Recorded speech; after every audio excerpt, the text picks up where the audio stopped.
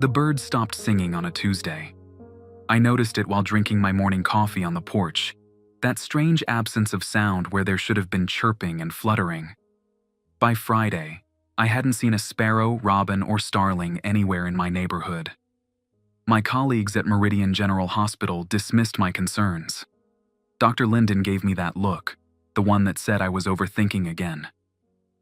After 15 years in infectious disease research, I developed a sixth sense for subtle environmental shifts. Some called it paranoia. I called it pattern recognition. The ecosystem fluctuates all the time, Mira, he said, tapping his coffee mug against mine in the break room. Remember last spring when you were convinced those dead fish in Hawkins Lake were harbingers of doom? Turned out to be some teenagers with bleach. This feels different, I insisted, but left it at that. No point becoming the hospital's resident doomsayer. Again. I kept my growing unease to myself as more signs accumulated. 3 dead raccoons along my jogging route. Neighborhood cats that had gone missing. The slight uptick in patients with respiratory complaints and low-grade fevers that didn't respond to standard treatments. Small things. Almost imperceptible shifts. Nothing that would trigger alarms in isolation. But together, they whispered a warning. I began preparing quietly. I updated my home emergency kit with fresh N95 respirators, water purification tablets, and non-perishable food. I installed new air filters in my house ventilation system and sealed the gaps around my windows and doors with weather stripping. Planning for the apocalypse? My neighbor Eliza joked when a package of emergency supplies arrived while she was dropping off misdelivered mail. I smiled and made a quip about hurricane season, though it wouldn't start for months. At the hospital, I started tracking admission patterns across the county. A 15% increase in respiratory cases over 3 weeks. Patients presenting with similar symptoms: fever, fatigue, mild confusion, and a distinctive rash that started on the extremities, faint at first, like a mild allergic reaction. You're looking for connections that aren't there, Dr. Voss, our chief of medicine, said when he caught me analyzing the data after hours. This time of year always brings respiratory issues.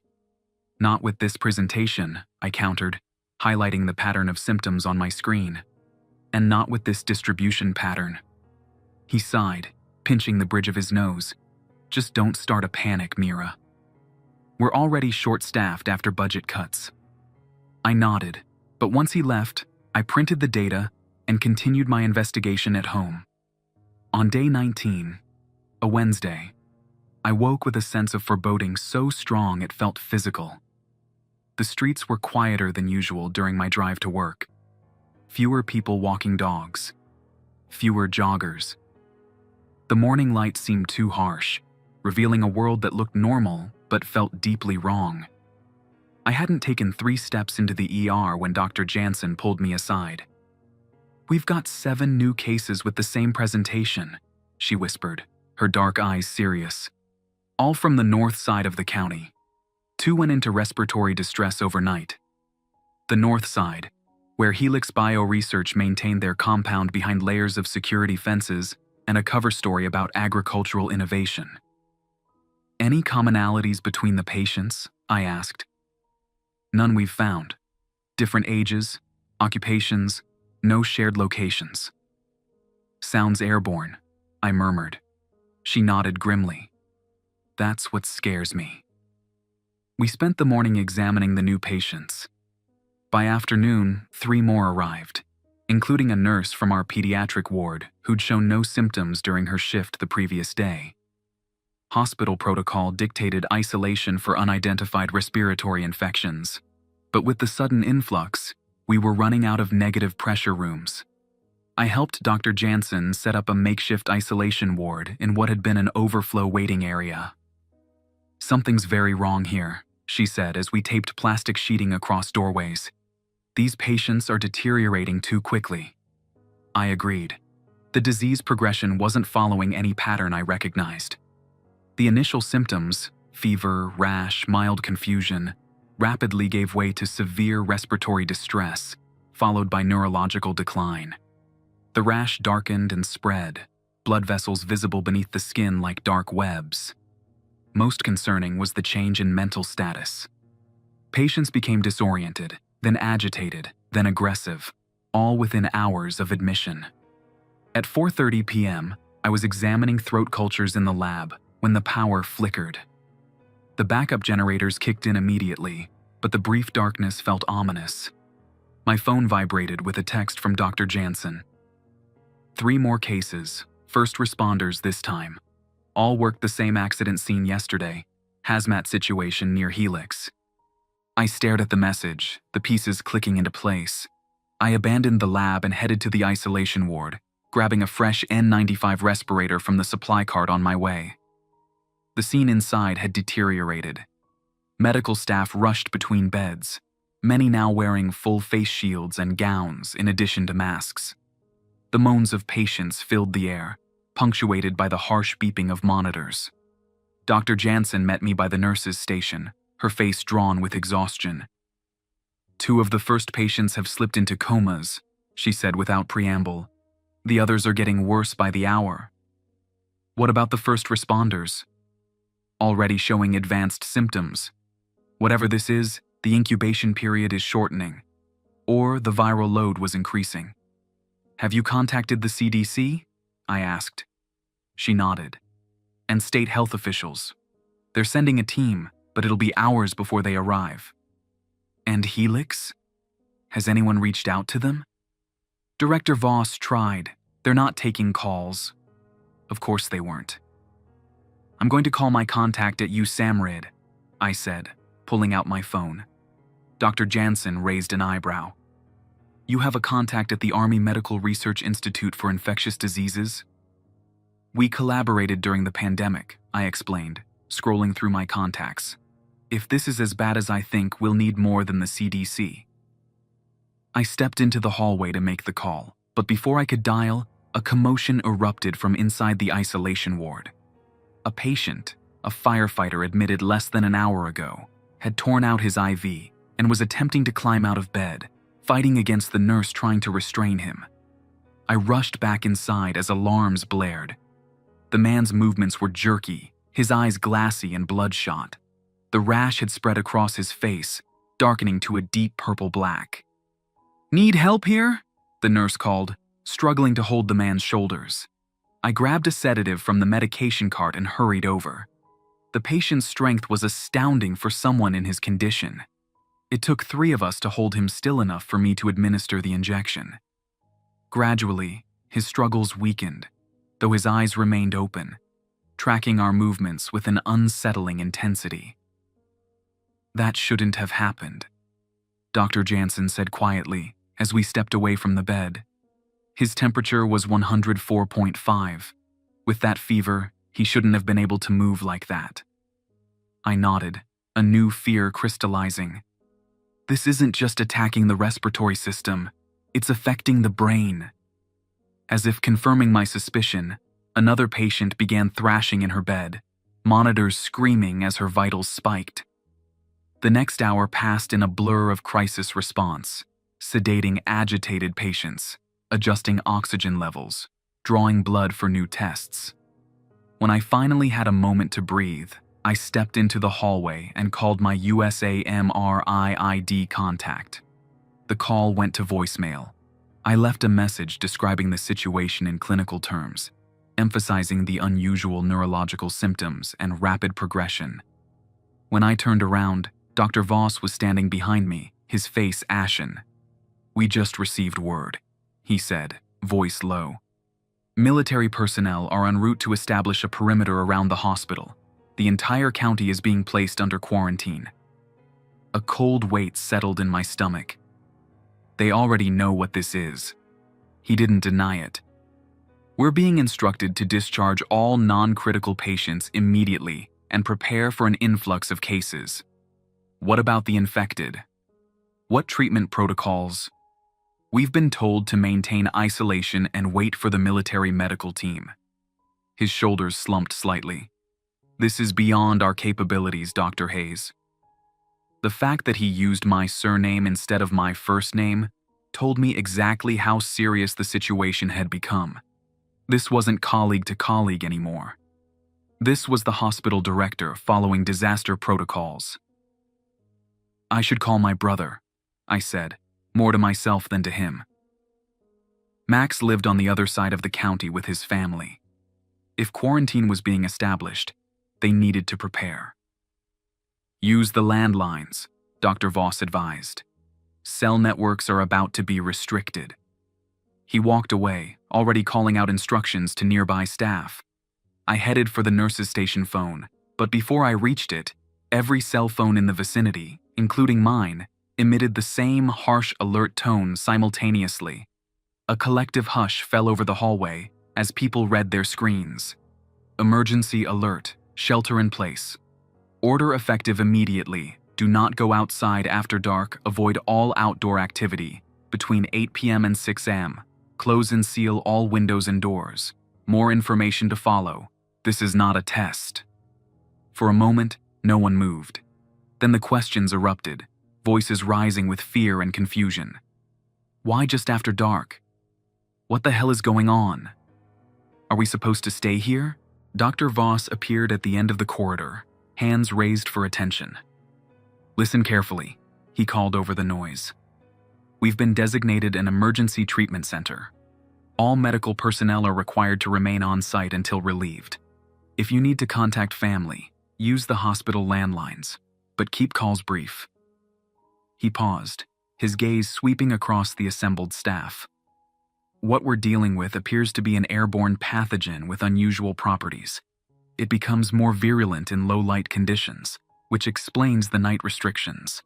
Those of you working directly with infected patients should now use full PPE, including PAPR systems if available. Powered air purifying respirators, the highest level of respiratory protection." My skin prickled with cold sweat. "What about our families?" someone called out. "Civilian evacuation plans are being implemented for high-risk areas," Dr. Voss answered carefully. "The best thing you can do for your families is to help us contain this here." His words did little to calm the growing anxiety. I used the momentary chaos to slip away, finding an empty office where I could call my brother on a landline. Max answered on the third ring, his voice tense. "Mira, are you seeing this emergency alert?" "I'm at the hospital," I said quickly. "Listen to me carefully. This is real. Seal your house as best you can. Tape around windows and doors. Limit air exchange with the outside. Do you still have those N95 masks I gave you last year?" "I think so." "Mira, what's happening? The alert says not to go out after dark, but it doesn't explain why." I hesitated, weighing how much to tell him. "It's an airborne pathogen. I can't tell you everything because I don't know everything, but it seems to become more transmissible at night. If you have respirators, use them, especially if you need to go anywhere in the building." "Christ," he breathed. "Should we try to leave? Take the kids somewhere else? Roads will be blocked soon if they aren't already. Stay put, stay sealed in. I'll call when I can with more information." "Be safe," he said, his voice catching slightly. "The kids need their aunt." "You too," I replied, throat tight. "I'll check in when I can." I hung up, allowing myself 10 seconds of still silence before heading back to the isolation ward. The sun would be setting soon, and based on the alert, we needed to be prepared for whatever might happen after dark. When I returned, I found military personnel already setting up equipment in the hallway. They wore combat uniforms with medical insignia and full-face respirators. None would make eye contact with the hospital staff.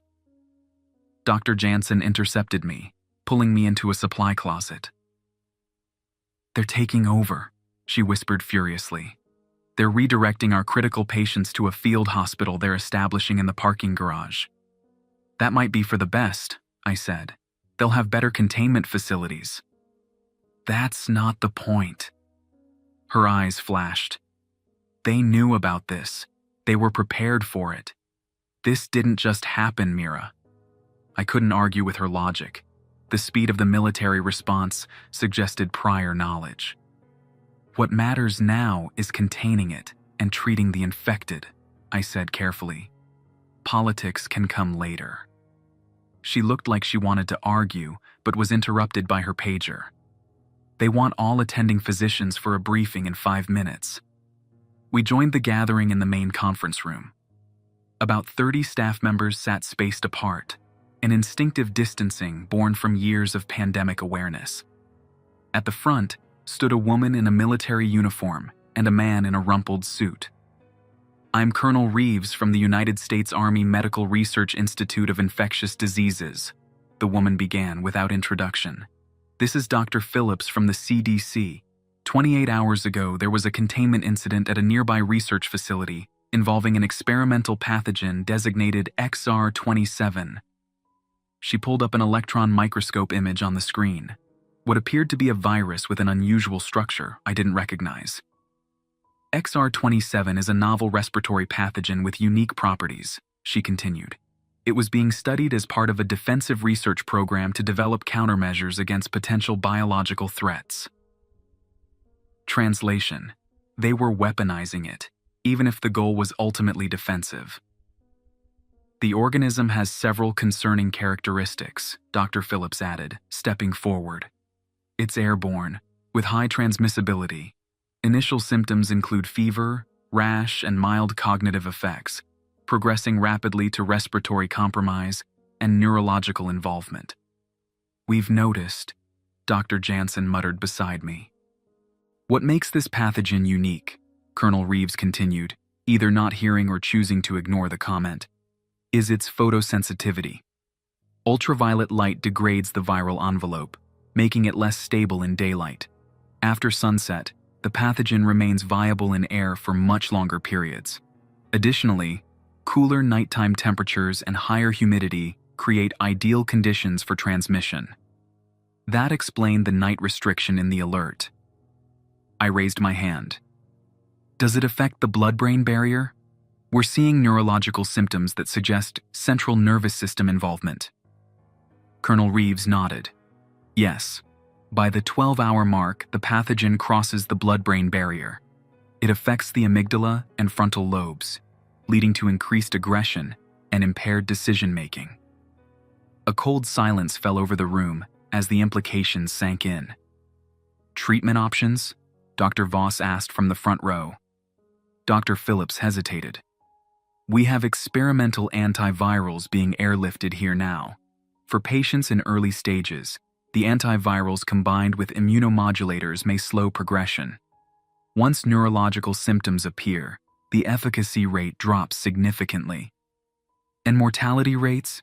Someone asked from the back. Colonel Reeves and Dr. Phillips exchanged glances. In laboratory studies with similar strains, approximately 60% within 72 hours of symptom onset, Colonel Reeves finally answered. Stunned murmurs rippled through the room. 60% was catastrophic, pandemic level. We don't know if human rates will be the same, Dr. Phillips added quickly, which is why your observations and treatment notes will be crucial in developing effective protocols. The briefing continued with specific instructions for treatment, containment, and staff protection. I took careful notes, but part of my mind kept returning to the infected patients. If this followed the progression Colonel Reeves described, those who had been symptomatic the longest would soon enter the most dangerous phase, neurologically compromised, highly contagious, and aggressive. As the meeting concluded, Colonel Reeves delivered one final statement. Your hospital is now under federal jurisdiction. All communications regarding patient status and treatment outcomes must be cleared through our team. There will be no unauthorized external contact. The room erupted in protests until Dr. Voss stood. This is not a debate, he said firmly. We are in a crisis situation with a pathogen that has pandemic potential. Standard protocols are suspended. You will follow the directives of Colonel Reeves and her team, or you will be removed from duty. The room quieted, simmering with resentment, but acknowledging the reality of our situation. As we filed out, Dr. Jansen gripped my arm. 60% mortality, she whispered. And that's with advanced medical care. What about everyone else? People in their homes? The homeless? I had no answer that wouldn't sound callous or hopeless. Outside the conference room, the hospital had transformed. Military personnel directed the flow of patients, setting up checkpoints at stairwells and elevators. A decontamination station had been established near the main entrance, with suited figures spraying down everyone who entered. The sun was setting, casting long shadows through the windows. According to Colonel Reeves, the pathogen would soon become more viable in the air, more transmissible, more dangerous. I headed toward the temporary command center to offer my expertise in infectious disease, but halfway there, the lights throughout the hospital dimmed, then went out completely. For several heartbeats, we stood in total darkness before the emergency generators kicked in, bathing the corridors in weak amber light. Power grid failure, someone nearby murmured. It's starting. A series of alarms began blaring from the isolation ward. I ran toward the sound, passing military personnel rushing in the same direction. Through the windows of the ward doors, I could see chaos. Patients thrashing in their beds, medical equipment toppling, staff backing away from the most agitated cases. One patient, a police officer who'd been admitted that morning, had torn free of his restraints and was advancing on a nurse backed against the wall. His movements were stiff yet purposeful, his eyes reflecting the emergency lights like an animal's. I watched in horror as two soldiers entered the ward, raised their weapons, and fired. The officer dropped to the floor. Not dead. Tranquilizer darts, I realized, as they moved to secure him. All medical personnel, report to Station 3 for enhanced PPE, a voice announced over the intercom. Repeat, all medical personnel to Station 3 for enhanced PPE. The night had only just begun, and already the situation was slipping beyond containment. Outside, in the gathering darkness, the invisible enemy was growing stronger, and we were locked inside with it. The enhanced PPE they issued us resembled nothing I'd worn before. The respirator covered my entire face, its filters gleaming under emergency lights. The suit material felt too thin for protection against a lethal pathogen, yet Colonel Reeves assured us it was specifically designed for XR-27. The filtration system neutralizes airborne particles, she explained as technicians helped us seal our suits. The material permits oxygen exchange while preventing viral penetration. I didn't miss the worried glances between the military personnel. Whatever confidence they projected, this situation had spiraled beyond their expectations. What happens to infected patients at the neurological stage? I asked while they checked my respirator seal. Colonel Reeves hesitated. They become carriers focused on spreading the pathogen. The virus rewires neural pathways toward transmission-friendly behaviors. You mean they try to infect others intentionally? Not with conscious intent, she clarified. The pathogen hijacks basic drives. They seek proximity to the uninfected, with behaviors that maximize transmission, exhaling forcefully near faces, fluid transfer. A chill ran through me despite the stifling suit. They aren't people anymore. They're still our patients, Dr. Jansen interjected firmly. She stood beside me, her face distorted behind her mask. Our duty to treat doesn't end because the disease affects cognition. Colonel Reeves nodded. Of course, but your safety protocols must account for the aggression. Once full neurological symptoms manifest, patients require chemical restraint for your protection and theirs. The intercom crackled overhead. Perimeter breach in Sector 4. Security teams respond. Colonel Reeves touched her earpiece, listening to information we couldn't hear. Her posture stiffened. 3 infected individuals have entered the building through the emergency department, she announced. Civilian casualties showing advanced symptoms. Security is containing them now. Casualties? Dr. Voss questioned. You mean patients? At this stage, the terminology is appropriate, Colonel Reeves replied evenly. They've lost higher brain function. We're establishing a secure containment unit for advanced cases in the East Wing. The lights flickered again, longer this time before the generators compensated. Power grid instability is spreading, a technician reported. City sectors are going dark sequentially. Colonel Reeves nodded grimly. As expected, infected individuals are drawn to infrastructure centers, power stations, water treatment facilities, communication hubs. It's part of the transmission pattern. They're shutting down the city, I realized aloud, targeting our technological defenses. Not intentionally, Colonel Reeves corrected, but effectively, yes. Outside the suit-up area, the hospital had transformed. Military personnel had established barricades at major junctions. The hallways between critical areas were being sealed with rapid hardening foam barriers, creating choke points that could be defended. They were preparing for war inside a hospital, against our own patients.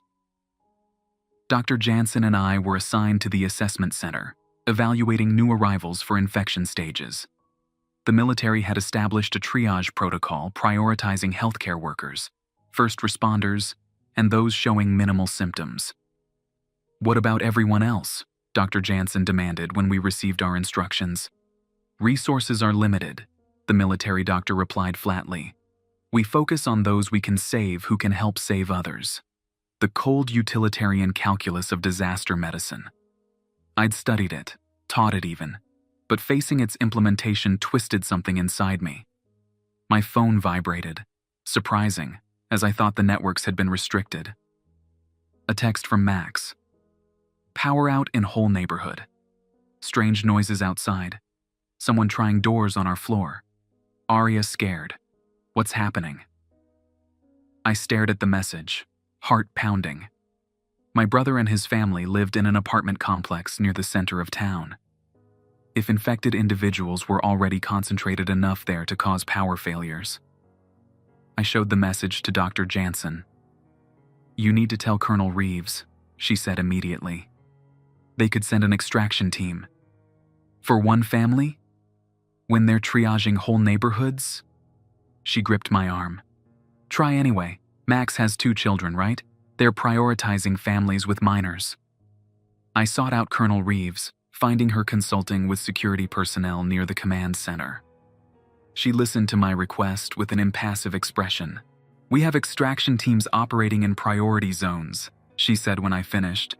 "I'll add your brother's location to the list, but I can't promise immediate response." "They're hearing infected activity on their floor," I pressed. "How long before someone breaks through their door?" "Dr. Hayes," she said quietly, "there are thousands of families in similar situations right now. We're deploying resources based on containment priorities, not individual risk assessments."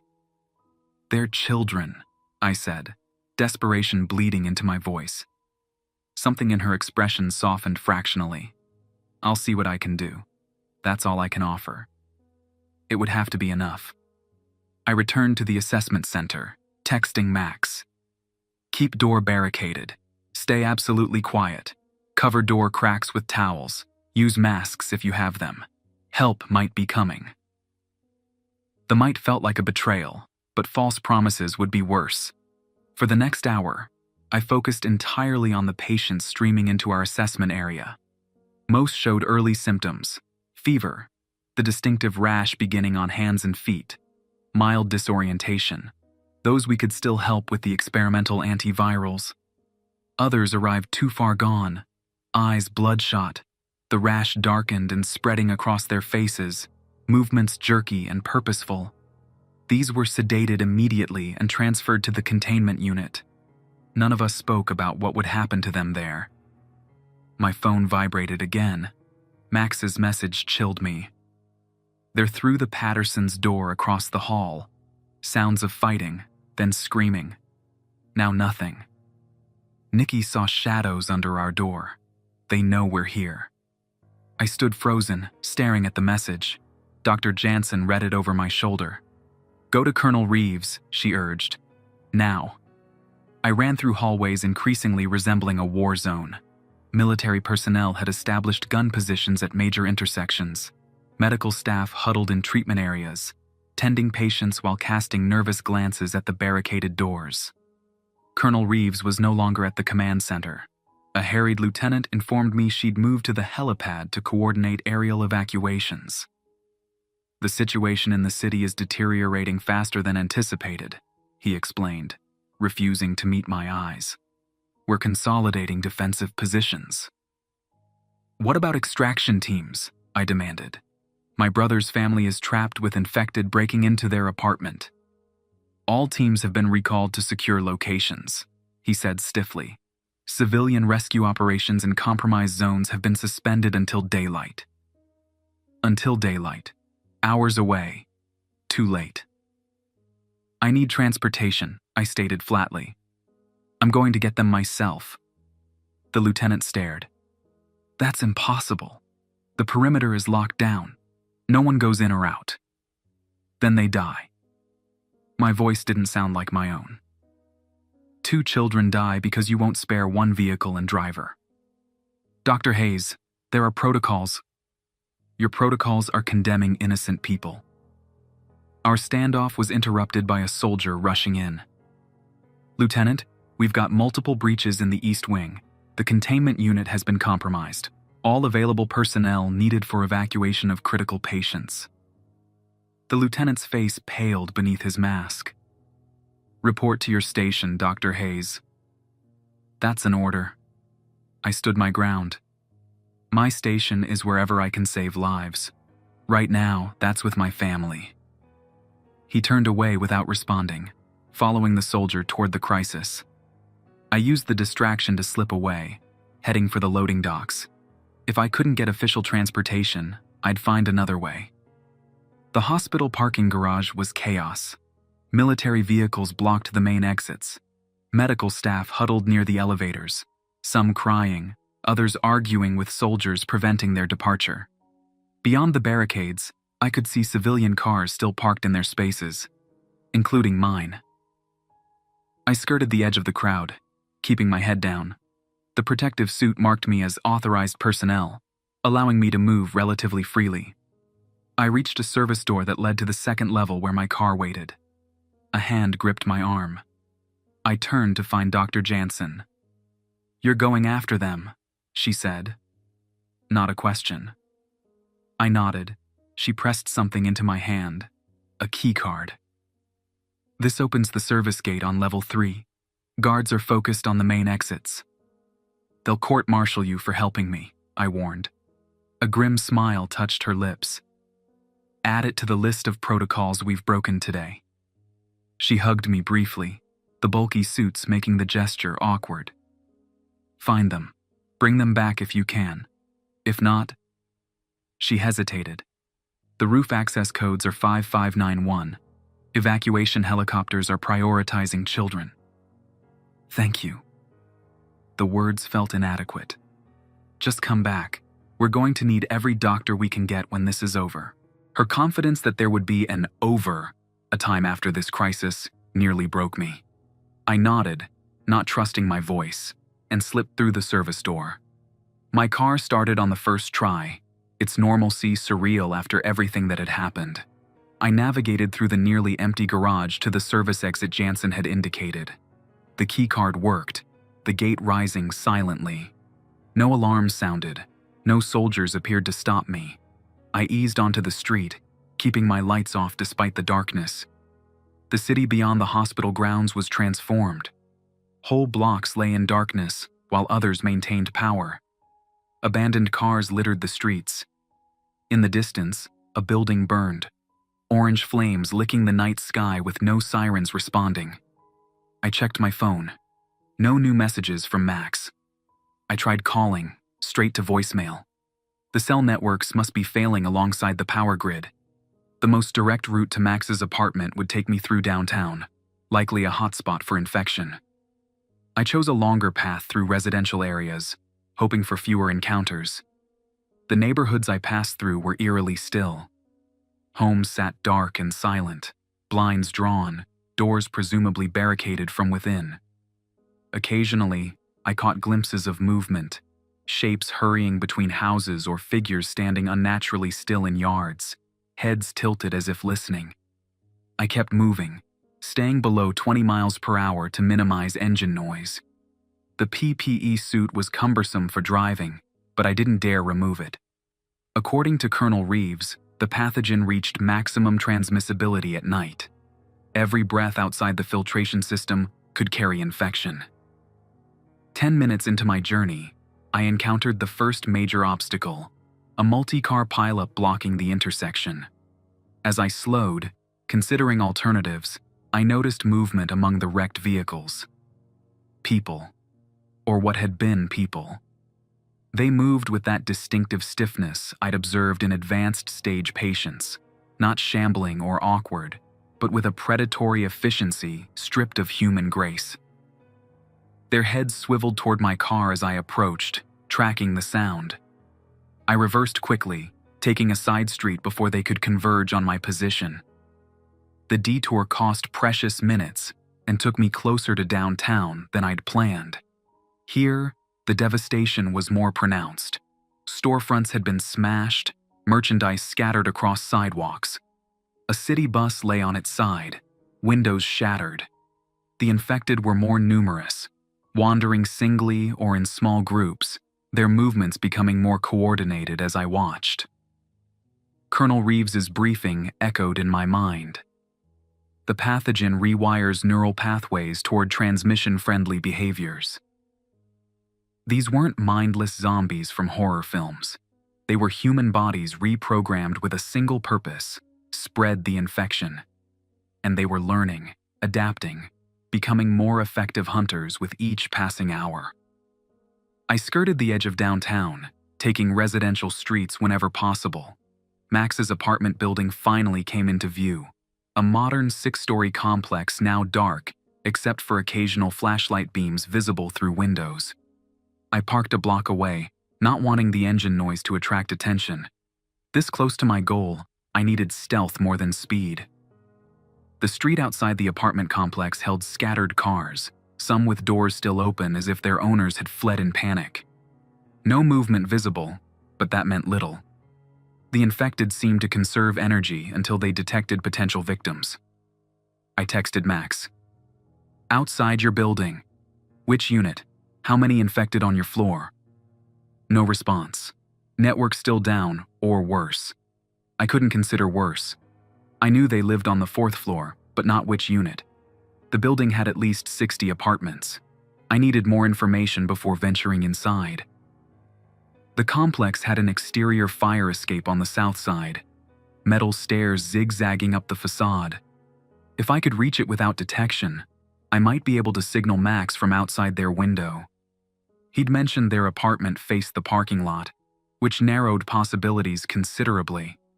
I removed a flashlight from my emergency kit, along with a folding knife. Neither qualified as adequate protection against the infected, but they were better than nothing. The parking lot appeared empty as I crept toward the building, staying low near parked cars for cover. 20 yards from the entrance, I froze. A figure stood in the shadows beside the main doors, motionless, head tilted slightly. Listening. I remained still, barely breathing inside my respirator.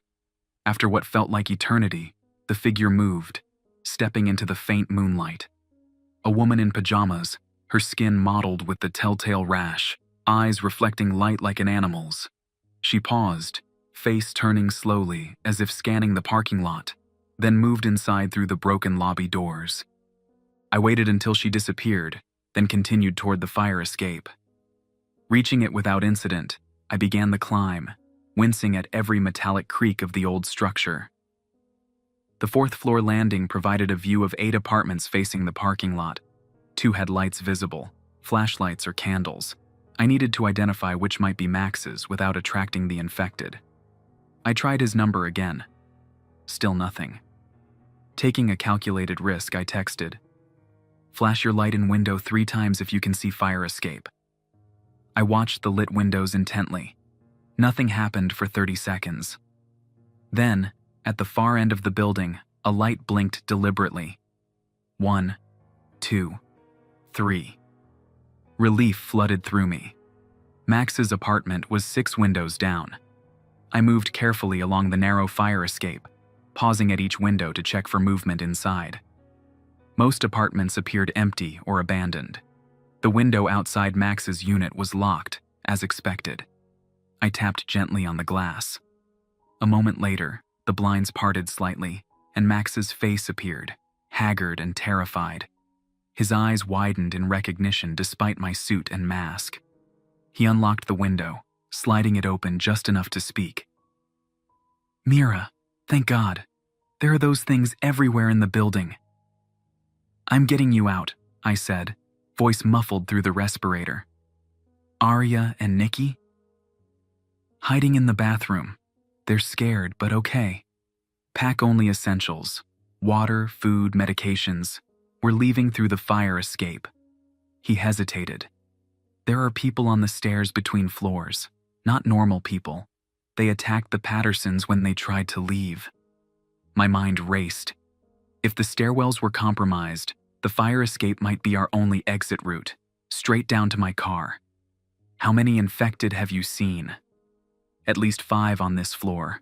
More moving between floors. They're hunting." "They're attracted to sound and movement," I explained. "The pathogen affects the brain, drives them to spread infection." Max's expression shifted from fear to horror as he processed the implications. "The Pattersons. They were screaming. Then they went silent. Then we heard them moving around, trying other doors. The transformation happened quickly once the pathogen reached the brain. Hours, not days." "We need to move now," I urged. "The infected are more active at night. By morning, there could be too many to evade." Max nodded and disappeared from the window. Minutes later, he returned with a backpack and his children, Nikki, 12, and Arya, 8. Both wore makeshift masks fashioned from folded t-shirts. Their eyes were wide with terror above the fabric. "Listen carefully," I told them. "We're going down the fire escape. You need to be absolutely silent. No matter what you see or hear, don't make a sound. Understand?" They nodded solemnly. "Max goes first, then the kids, then me," I instructed. "Stay close. Move quickly but carefully." Max climbed through the window, helping the children after him. I followed, closing the window behind us to delay any infected from following our route. The descent began smoothly. Max led, keeping a steadying hand on Nikki, who in turn held Arya's hand. I brought up the rear, constantly scanning for movement below and around us. We reached the 3rd-floor landing without incident. As we started down the next flight, a crash sounded from inside the building, glass breaking, followed by an inhuman wail that raised hairs on my neck despite the suit. Arya whimpered. Max froze, placing a finger to his lips. We waited, barely breathing, as sounds of conflict echoed from inside. Thumps, crashes, a single cut-off scream. Then silence, heavier than before. Max nodded and we continued downward, more urgently now. 2nd floor, almost there. A door banged open somewhere below. Footsteps pounded on concrete. "Run," I whispered. "Now!" We abandoned stealth for speed, clattering down the metal stairs as fast as safety allowed. As we neared the bottom, I saw them. 3 figures emerging from the building's side exit, heads snapping up at the noise of our descent. "Keep going!" I pushed the children ahead as the infected changed direction, moving with terrible purpose toward the fire escape. We hit the ground running. Max scooped up Arya, Nikki sprinting beside him. I fell behind deliberately, creating distance between myself and them as the infected closed in. If they caught someone, better me in protective gear than the unprotected children. "That way!" I pointed toward my car. "The Silver Accord!" The infected were fast, faster than I'd anticipated. The lead figure, a man in torn business attire, his face a mask of darkened veins, lunged for my arm. I dodged, using my flashlight as a baton, striking him across the temple. He stumbled but didn't fall. Max reached the car with the children, fumbling with the doors as I threw him the keys. The infected divided their attention, 2 continuing toward me, while the third veered toward the more vulnerable targets. "Get in! Lock the doors!" I shouted, abandoning subtlety. Noise would draw more infected, but we were already compromised. I swung the flashlight again as the nearest infected reached for me, connecting solidly with his jaw. The impact should have dropped him. It barely slowed him down. The respirator and suit hindered my movement, but offered protection they desperately sought. Access to my airways, my blood. Their focus on transmission made their attacks predictable, always reaching for the face, trying to remove barriers. I circled back toward the car. Max had gotten the children inside, but the third infected had reached them, pounding on the windows with unnatural strength. The glass wouldn't hold long. I had one advantage. Protected in my suit, I didn't register as an optimal target. They wanted the uninfected first. "Hey!" I shouted, waving my arms. "Over here!" The infected at the car hesitated, head swiveling toward me. I continued making noise, drawing its attention away from the more vulnerable targets. It worked. The figure abandoned the car, joining its companions advancing on me. All three moved with that same predatory efficiency, coordinating without communication to surround me. I backed toward the car, calculating angles and timing. I needed to get inside without letting them reach the children. Max had moved to the driver's seat. I caught his eye through the windshield and motioned for him to be ready. The nearest infected lunged. I sidestepped, using its momentum to send it stumbling past me. The second grabbed at my suit. I felt the material tear at my shoulder, not a breach, but close. I sprinted for the passenger door, yanking it open and diving inside. "Go! Go! Go!" Max floored the accelerator before I could fully close the door. The car lurched forward, clipping one of the infected and sending it sprawling. The others gave chase briefly before falling behind as we gathered speed. "Are you okay?" Max gasped, knuckles white on the steering wheel. "Are you infected?" "Suit protected me," I assured him, checking the shoulder tear. The inner lining remained intact. "Kids?" "We're okay," Nikki answered from the back seat, her arm around a trembling Aria. "Where are we going?" Max asked, navigating around an abandoned pickup truck. I hesitated. The hospital was under military lockdown. My house was too far, in another potentially compromised area. "The hospital has evacuation helicopters," I finally said. "They're prioritizing children. There's roof access we can use." Max nodded grimly, following my directions toward Meridian General. We drove in tense silence, all of us processing the horror we'd witnessed. "What happens after daylight?" he finally asked. "Will they come for us then? Help everyone?" I thought of Colonel Reeves's guarded optimism, the military's containment strategies, the rapid spread we'd already witnessed. "They'll try," I answered honestly. Beyond the windshield, the city burned in scattered pockets of orange flame against the night sky. Emergency sirens had gone silent. The darkness between streetlights held moving shadows, hunting, spreading, multiplying. And morning was still hours away.